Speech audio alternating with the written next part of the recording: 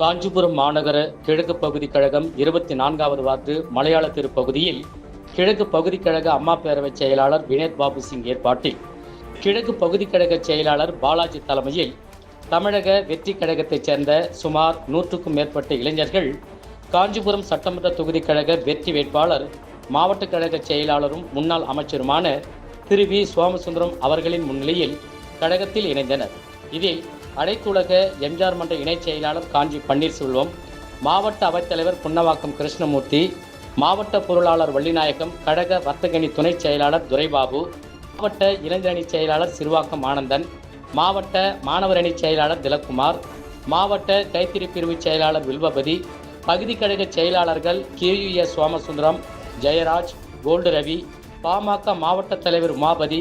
பாஜக மாநில கூட்டுறவு பிரிவு பொறுப்பாளர் காஞ்சி ஜீவானந்தம், அம்மா மக்கள் முன்னேற்றக் கழக மாவட்ட மகளிரணி செயலாளர் வளலட்சுமி, மாவட்ட அம்மா பேரவை துணை செயலாளர் சிந்தன்,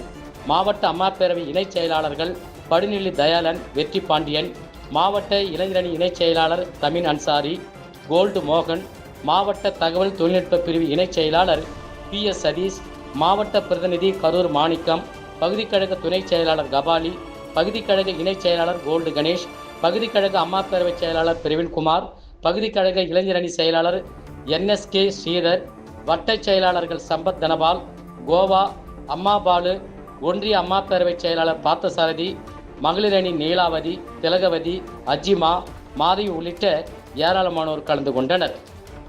அண்ணா ஹெட்லைன்ஸிற்காக உங்கள் சமூக ஆர்வலர் மதிப்புறு முனைவர் ரொட்டேரியன் PHF பெரியசாமி பரமசிவா.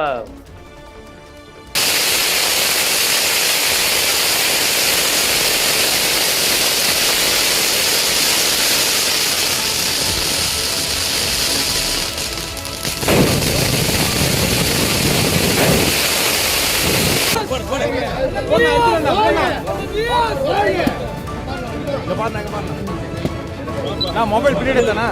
அப்படியே கொஞ்சம்